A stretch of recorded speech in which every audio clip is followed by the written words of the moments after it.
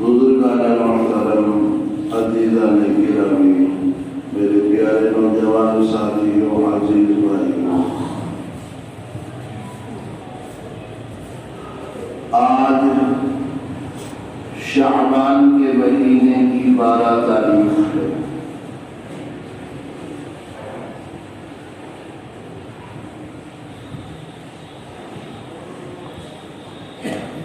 رمضان بے حد قریب آتا جا رہا ہے۔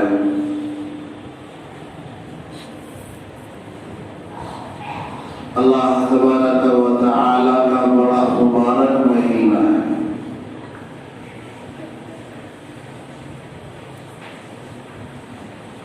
اس سے پہلا مہینہ شعبان کا ہے، جس کی آج 12 تاریخ ہے۔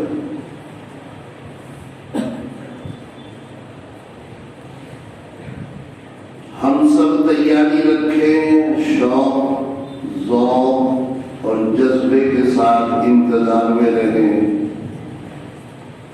کہ اللہ تعالی نے اگر یہ ہماری قسمت میں مہینہ رکھا ہے تو جو اس کا حق ہے اس کو سمجھ کر اس مہینے کو مکمل طریقے پر گزارنے کی توفیق عطا فرما دے، اور اگر ہماری قسمت میں نہیں ہے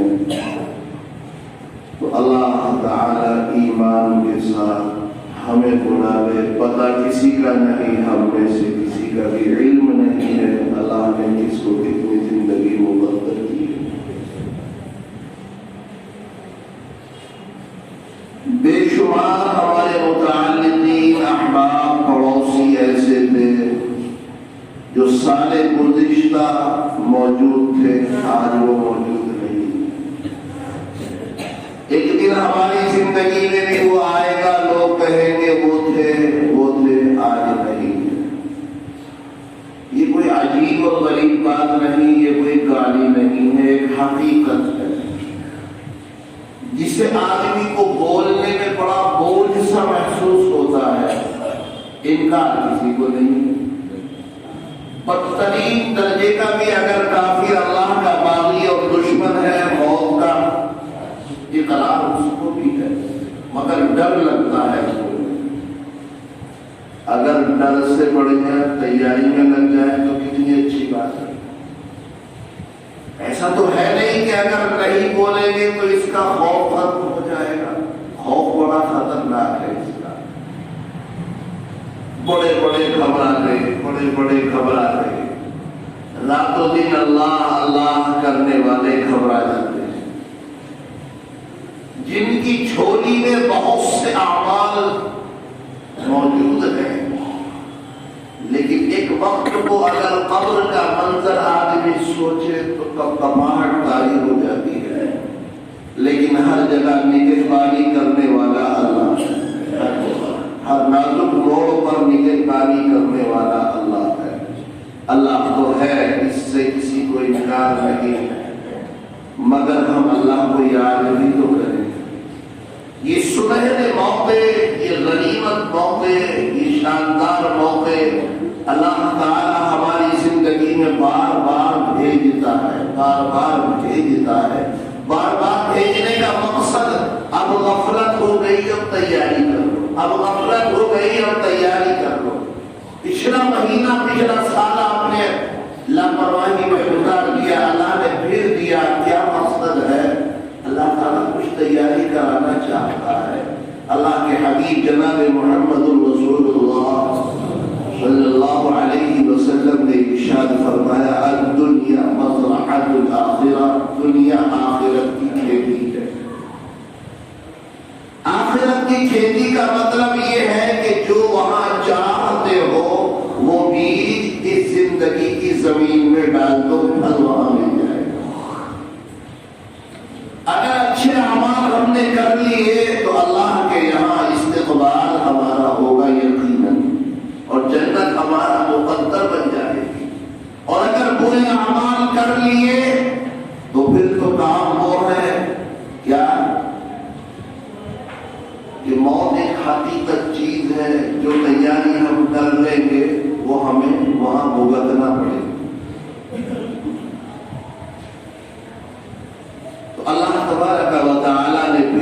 ہماری زندگی میں یہ مہینہ بھیجا ہے تو اللہ تعالیٰ ہم سے کچھ چاہتا ہے، کچھ کرانا چاہتا ہے۔ بار بار زندگی میں جو امتحان کے پیپر آتے ہیں، کیوں؟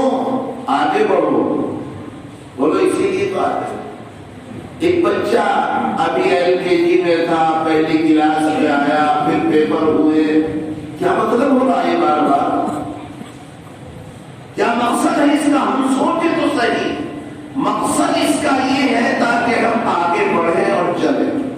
تو اللہ تعالیٰ بار بار ہماری زندگی میں یہ مہینہ بھیجتا ہے۔ اللہ کو ہماری عبادت کی ضرورت نہیں ہے، نہ کل تھی نہ آج ہے نہ پرسوں ہوگی۔ ایسا نہیں ہے کہ ہم اللہ اللہ کریں گے تو اللہ کا عرش اور اونچائی پر چلا جائے گا، اللہ اور بڑا ہو جائے گا، ہوگا ایسا نہیں، بلکہ ہم اپنا مقام اللہ کے یہاں بنا لیں گے۔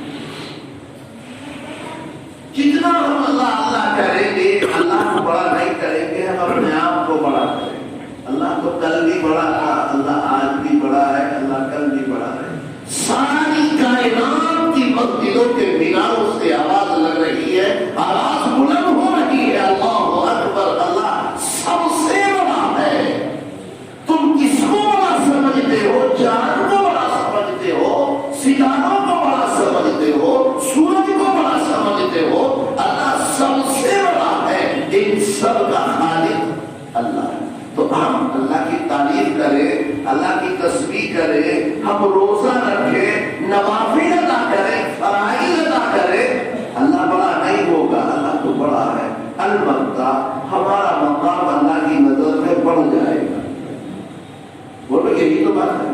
تو اللہ نے یہ مہینہ بھیجا ہے، اس لیے نہیں کہ تم مجھے بڑا کر دو، نہیں، اللہ تعالیٰ ہمیں بڑا کرنا چاہتا ہے۔ بہت سے گناہ کیے، بے شمار گناہ کیے، کانوں کے، آنکھوں کے، ہاتھوں کے، پاؤں کے، زبان کے، دل کے، دماغ کے، بے شمار انسان صبح سے شام تک اور رات سے صبح تک گناہ کرتا ہے کہ نہیں کرتا ہے۔ بہت سے گناہ انسان خیالات کے کرتا ہے، بہت سے گناہ انسان کانوں کے کرتا ہے، بہت سے گناہ انسان زبان سے کرتا ہے، بہت سے گناہ انسان دکھا کر کے کرتا ہے، بہت سے گناہ انسان چھپا کر کے کرتا ہے، بہت سے گناہ انسان رات میں کرتا ہے، بہت سے گناہ انسان دن میں کرتا ہے، بہت سے گناہ انسان سفر میں کرتا ہے، بہت سے گناہ انسان حضر میں کرتا ہے۔ بولو یہ ہماری زندگی ہے کہ نہیں ہے؟ اللہ تعالیٰ نے یہ مہینہ اسی لیے بھیجا ہے، کوئی اور مقصد نہیں ہے۔ ہم نے بے شمار گناہ کیے ہیں، بے شمار گناہ کیے ہیں۔ اللہ تعالیٰ روزہ رکھوانا چاہتا ہے، اللہ تراویح پڑھوانا چاہتا ہے، اللہ ہم سے اللہ اللہ کرا لینا چاہتا ہے، اللہ تعالیٰ ہماری آنکھ کو بھی پاک کر دینا چاہتا ہے، اللہ ہماری زبان، اللہ ہمارے خیال، اللہ ہمارے دل اور دماغ کو پاک کر دینا چاہتا ہے۔ اللہ نے اس لیے یہ مہینہ بھیجا، اسی لیے ہم سب کے آقا، ہم سب کے محسن جناب رسول اللہ صلی اللہ علیہ وسلم کا مبارک فرمان ہے شعبان و شہری۔ اسی حدیث پاک کو ہم اگر غور سے بار بار سنیں، بار بار پڑھیں اور بار بار یاد کریں تو پتہ لگے گا کہ جب اللہ کے نبی کو اس کی ضرورت ہے تو ہم کون سے کھیت کے بسنے والے اور بونے والے ہیں، ہمیں تو ضرورت اور بھی پہلے ہونی چاہیے۔ اللہ کے حبیب فرماتے شعبان میرا مہینہ، اور میں نے آپ کو بتایا تھا مہینہ کیوں کہا اللہ کے نبی نے میرا مہینہ، اس لیے فرمایا کہ رمضان کی تیاری اللہ کے نبی صلی اللہ علیہ وسلم شعبان کے مہینے سے کرتے تھے۔ ہم کیا سمجھتے ہیں کہ ہم نے 15ویں شعبان کا روزہ رکھ لیا، بہت بڑا کمال کر لیا، جبکہ حقیقت بات یہ ہے کہ 15ویں شعبان کا روزہ سنت نہیں ہے، صرف نفل ہے۔ کیا ہے؟ اگر کوئی اس کو یہ کہے کہ سنت، بالکل غلط، سنت نہیں، نفل ہے۔ رکھ لو اچھا، نہ رکھ لو تو اچھا، رکھنے والا نہ رکھنے والے کو برا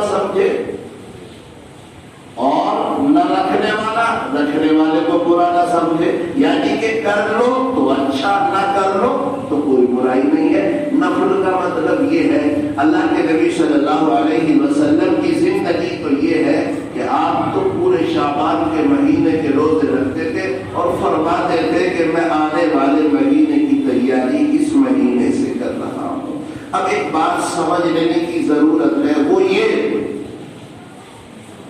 کہ 14ویں شعبان کی رات ہم عبادت میں گزارنا اگر چاہتے ہیں، میں یہ نہیں کہہ رہا گزار لیو، اپنی مرضی ہے، لیکن میں اس کی حقیقت بتا دوں، میں نے گزشتہ جمعے کو بھی بتائی تھی اس کی حقیقت کیا ہے۔ بہت سی روایات اس کی فضیلت میں وارد ہوئی ہے، مگر ان تمام روایات میں کلام ہے۔ کلام سے مراد کیا ہے؟ یعنی کہ جتنی فضیلت اس کی بیان کی گئی اتنی فضیلت ہے نہیں۔ اب ایک منٹ کو یہ تصور کر لیا جائے کہ تمام بہت سی روایات اس کی فضیلت میں وارد ہوئی مگر ضعیف ہے، تو ایک منٹ کو یہ مان لو کہ چلو ہم اس رات میں عبادت کریں گے۔ اللہ کے نبی جناب محمد رسول اللہ صلی اللہ علیہ وسلم نے ارشاد فرمایا کہ اگر ہمیں رات کی فضیلت مل بھی جائے، صاف ستھرے الفاظ بول رہا ہوں، اگر ہمیں رات کی فضیلت مل بھی جائے اس وجہ سے کہ ہم عبادت کریں، تلاوت کریں، نفل ادا کریں یا تسبیح پڑھتے رہیں، یہ سارے کام ہم نے کر لیے اور ہمیں رات کی فضیلت ملنے والی بھی تھی، اللہ کے نبی جناب محمد رسول اللہ صلی اللہ علیہ وسلم نے ارشاد فرمایا زنا کرنے والے کو نہیں مل سکتی ہے، قتل کرنے والے کو نہیں مل سکتی ہے، سود کھانے والے کو نہیں مل سکتی ہے، اور جس کے دل میں کینہ حسد کفر ہو اس کو بھی نہیں مل سکتی ہے، اور جو ماں باپ کا نافرمان ہے اس کو بھی نہیں مل سکتی ہے۔ یعنی ملنے والی تھی مگر ان اعمال کی نحوستوں کی وجہ سے، ان اعمال کی برائیوں کی وجہ سے، گندگی کی وجہ سے اللہ تعالی ساری رات اللہ اللہ کرنے کے باوجود، ساری رات نماز پڑھنے کے باوجود، ساری رات تلاوت کرنے کے باوجود اللہ تعالی ان گناہوں کے کرنے والے کو اس رات کی مقبولیت سے دور فرما دے۔ والدین کا نافرمان، زنا کرنے والا، سود کھانے والا اور دل میں بغض، حسد، کینہ رکھنے والا، یعنی کہ اندازہ لگایا جائے یہ گناہ کتنے گندے ہیں۔ گناہ تو ہر گندا ہوتا ہے، بولو ہر گناہ گندا ہے، مگر ان گناہوں کی گندگی اللہ کے نبی نے فرمایا، میں نہیں کہہ رہا، اللہ کے نبی خود فرماتے ہیں ان گناہوں کی گندگی اور بدبو ایسی ہے کہ اللہ تعالیٰ اس رات کی فضیلت سے اس بندے کو محروم فرما دیتے ہیں۔ ایک صحابی رضی اللہ تعالیٰ عنہ، اللہ کے نبی صلی اللہ علیہ وسلم تشریف فرما ہے، سارے صحابہ بیٹھے ہیں، ایک صحابی آئے یعنی کہ گزرے، سمجھ رہے ہیں میری بات؟ دھیان سے سنیں، ایک صحابی گزرے، بغل میں چپل ہے، سادہ ہے، بالکل ایک سیدھے سادے غریب سے ہے۔ اللہ کے نبی صلی اللہ علیہ وسلم نے صحابہ سے فرمایا، اے میرے لوگوں، اے میرے صحابہ کی جماعت، ایک شخص آیا، اس کے بارے میں تمہارا کیا خیال ہے؟ اللہ کے نبی صلی اللہ علیہ وسلم کی زبان سے یہ بات جب ارشاد فرمائی آپ نے تو صحابہ نے فرمایا، یا رسول اللہ، یہ ایسا آدمی ہے کہ اگر کسی کے گھر پہ رشتہ چلا جائے تو انکار کر دیا جائے، اگر کسی کی ضمانت کر لے تو دھتکار دیا جائے، اگر کسی کی سفارش کرے تو انکار کر دیا جائے، یعنی کہ ایسا معمولی آدمی ہے۔ اللہ کے نبی صلی اللہ علیہ وسلم نے فرمایا یہ جنتی ہے۔ کیا فرمایا؟ یہ جنتی ہے۔ اور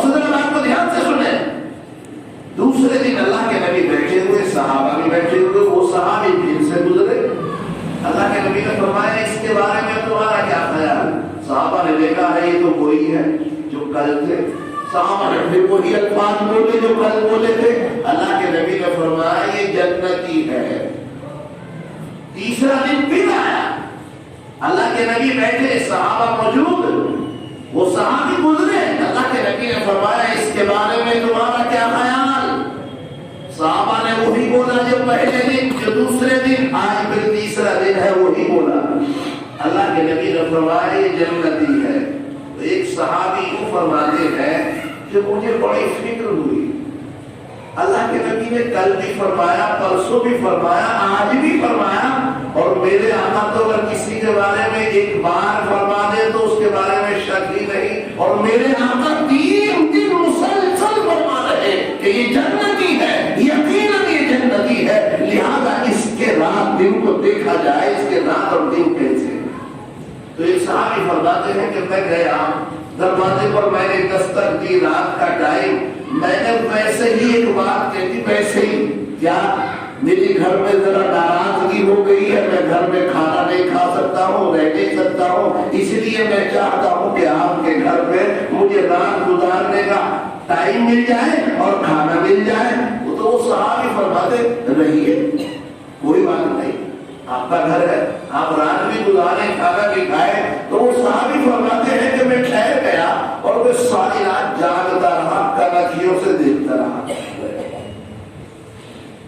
جاگتا رہا، کنکھیوں سے دیکھتا رہا، پوری رات گزر گئی، صبح ہو گئی، کھانا بھی میں نے کھا لیا، رات بھی میں نے گزار لی، اب میں چلا۔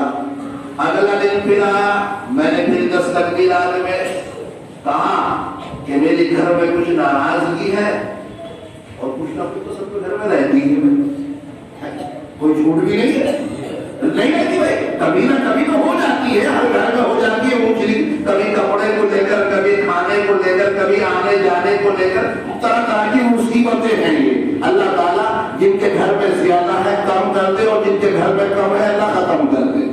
بولا ہوتی ہے ہر گھر میں، سب جانتے ہیں، اکثر شادی شدہ بیٹھے ہیں، چونکہ عورت اور مرد آخری دم تک آمنے سامنے کے پہلوان ہوتے ہیں، پیچھے سے نہیں، سامنے سے وار ہوتا ہے بالکل ایک دم۔ اب وقت جس کو پچھاڑ دے یہ ایک الگ بات ہے، قسمت کی بات ہے، مرد عورت کو پچھاڑ دے یا مرد عورت کو پچھاڑ دے، لیکن اللہ ہر گھر میں محبت عطا فرمائے۔